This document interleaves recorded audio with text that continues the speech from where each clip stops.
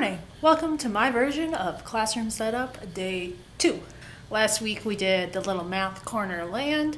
If you're interested, you can look at that video. I'll try to link it down below if I remember, but I'm really bad at that. But as I was at home editing, I realized that I never told you what was in my manipulative drawers, so we're going to do that first. Then we're going to do this little area, and then we'll do the reading area. And then by the time we're done with the reading area, I think this video will be extremely long, so we'll end it there, and then I will start another video of this corner, this area, and the library area. I'll be here next Tuesday because I have an online training I'm attending, so I'll do the training in the morning and then just hang out here in the afternoon. It'll be great. So these are all vocab words. They are on rings. It's from Triumphs, but I still use it even though we don't use that curriculum anymore. This is just what it looks like from last year where I left it. I've got drawer calculators, which I have bought new ones, and then just some measuring tools I use when we're using units of measurement during math lessons. This is a game. This is practicing numbers. We use these for like extension activities, 1 through 20 puzzles. So like when we're done with our actual lesson, then we'll do something like this if we have time. Another number puzzle. That is a number rack. Telling time. This is like magnetic stuff that I can use on the board if needed. So like magnetic coins, magnetic shapes, magnetic fractions. These are number racks that we use for counting. So 10 minus 2, what's the answer? 8. We use that with our British curriculum. We have division flashcards, multiplication games flashcards, and apparently some erasers.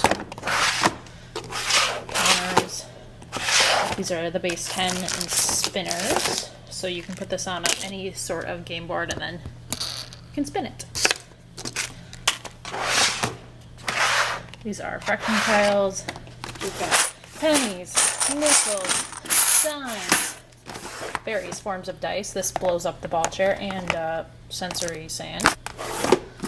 Quarters, dollars, addition and subtraction games, flashcards, fraction games, flashcards, and decimal. Okay, let's go get our stuff for this cube.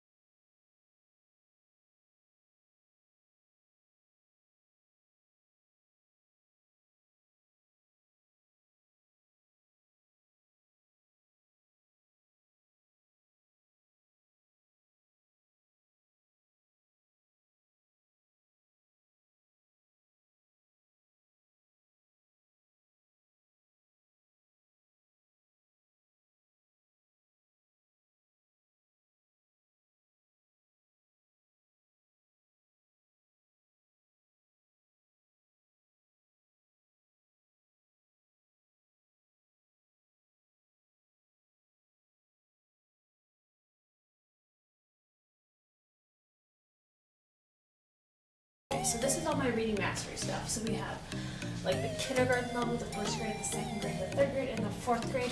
But it's like the math. So last year I had kindergarten, first graders, and second graders all in the red. I had some first graders and second graders in this. I had third graders and fourth graders in this, and then I had a fifth grader in purple. So it kind of just varies by the student's fluency and comprehension level, and then like what ability groupings you can put them into. But reading mastery is awesome. So let's do blue. So like right here, the student reads this passage, and then we would say, everybody, how far did the geese fly? 60 miles. Who was tired? Tim. So you can do it with one kid, then I don't do my snapping or my clapping symbol, or if you're doing it with four, then I usually just like hit the table. Where were they flying? Florida. How far did they fly? 60. Who did they go with? Tim. And now we will do System 44.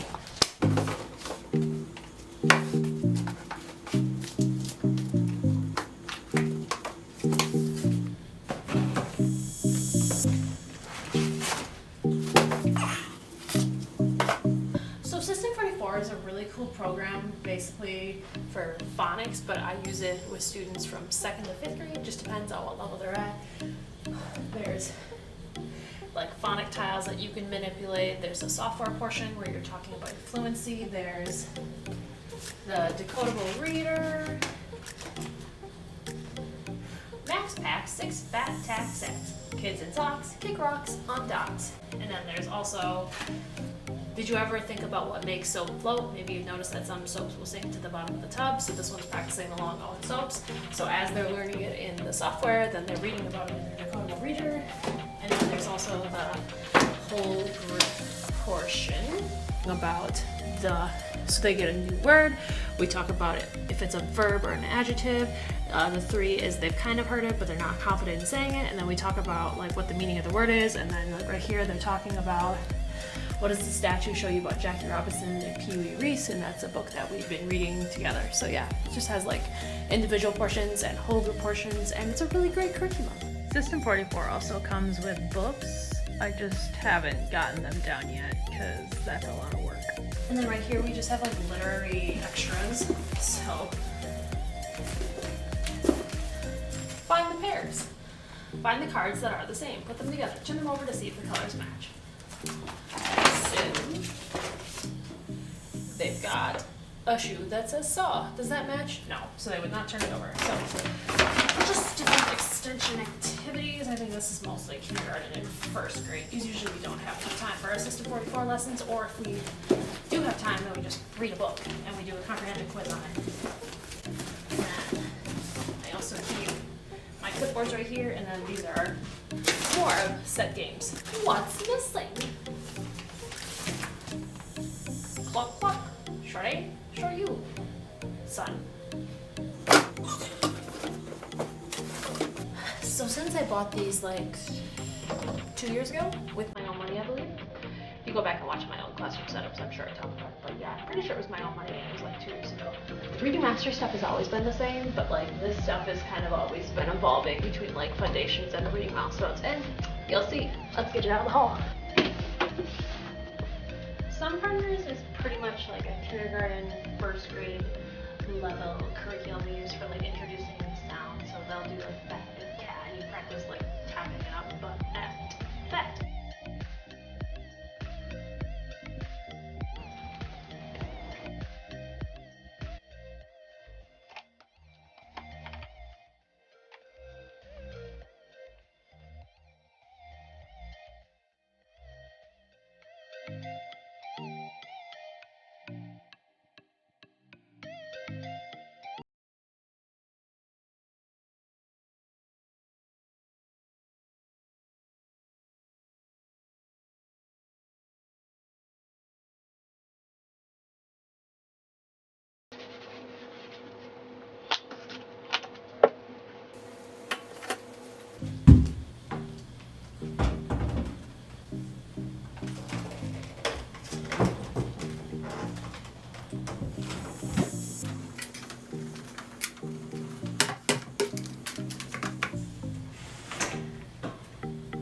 I'm currently making a giant mess. I'm trying to decide if I want room for another rainbow card here, or put my desk back where it normally goes.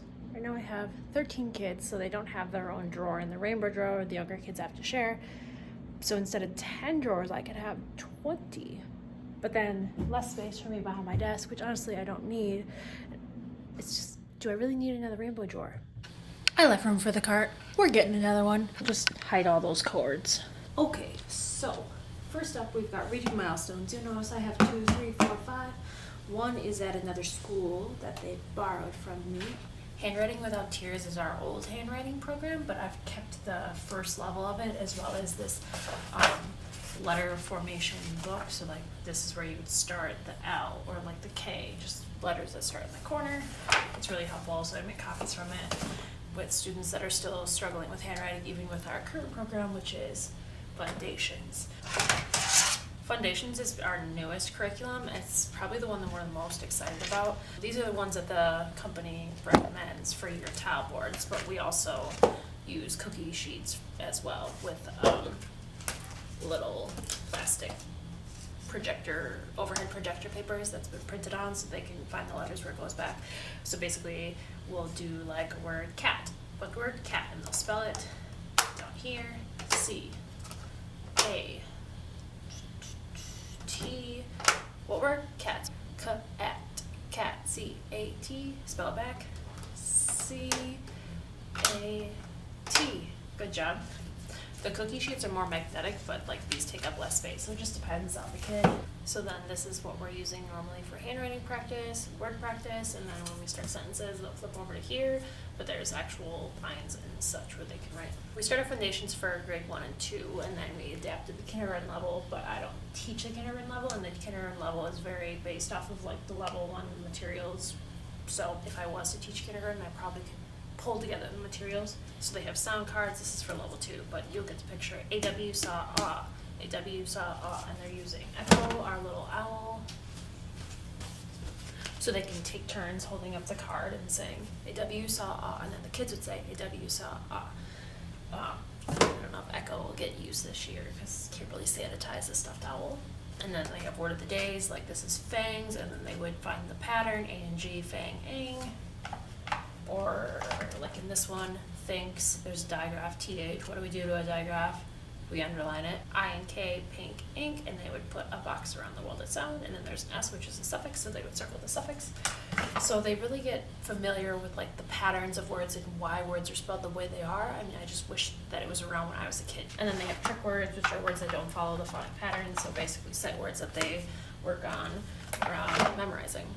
And it's all just within the program, and it's really great, and I love it. And so that's replaced what we used to do with Handwriting Without Tears with our handwriting portion. But it's more than handwriting, it's also like reading, decoding, and spelling, and just, it's wonderful, I love it. And over here we have Explode the Code, which is an online program. These are extra papers from Explode the Code. So there's the online portion, and then they have the workbook portion. I didn't use it last year. We use it for like students who need an intervention, but it's not like an intensive intervention. Like with me with LLI, they just need a little something to catch up. So Explode the Code's a really good option. We have 1, 2, 3, 4, and 5 levels. So our school really likes it. It's not a district program, but it's one we use through our school. Here we have just various reading things. Autism and reading comprehension, which I got last year. These go along with System 44 books and book reports. 1 reading, grade 2 reading. How to write a story, how to write a poem. This is learn to read. It's unicorns, set words and phonics activities, or like 180 days of reading. Just lots of different things. And then here we have grammar, spelling, and then we have the Lucy Calkins writing curriculum as well. Roll this way. Ooh. You'll see Foundations 2 is right there. So I worked on this a little bit after my lunch. So this is the Para's station, her fanny pack, her wipes, her bike guards. This is the other Para's stuff that was usually in the classroom with the one-on-one student. It's just sitting here now. These are the extension cords that the walkies plug into.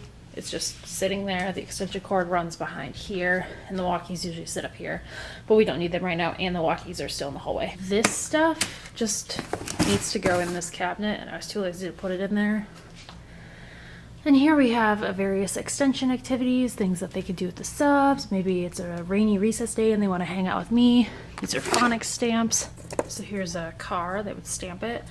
And then they would have to see, oh, And then the R is missing, so I have to put an R. So I have level 1, level 2, and then this is a phonics word building, so they can use these to build words. The card is blue, so they would need the blues right here, and they would find the welded vowel pattern that would go there. Is it OI? No. Is it OI? No. Is it OU? No. Oh, it's OO. Boot. So here's the trays with the extra paper. Then I have number stamps here as well, and then a stamp pad. Here is a spelling and magnetic book. The magnets are falling out. I've thought about getting them in a drawer, but I just didn't get around to it. So this you are supposed to use with Play-Doh, so it's a Play-Doh sight word activity. The Play-Doh is hiding in my cabinet so that nobody sees it and tries to eat it. So they can use it with Play-Doh, and then they would find the one that does not belong. So which? So oop, they would make a little ball or something on top of it, because that one doesn't belong. It's a sight word game. I plan on getting more. This is a vowel puzzle. This is an alphabet beanbag game. So usually we would practice spelling words outside if we had a spare minute to play outside. This is phonics jingo, aka bingo. These are magnetic letters. I usually use ring LOI if we need them. And then this is a rainbow that has the vowels A, E, I, O, U, and you can also use the magnets to put the letters in order. This is just various things that don't have drawers. So what is the main idea?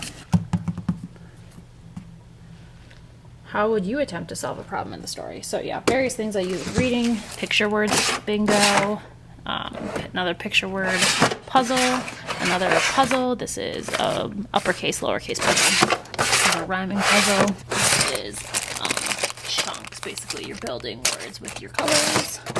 And then here's another puzzle, sound it out puzzle. These are cool. So like this one is on contractions.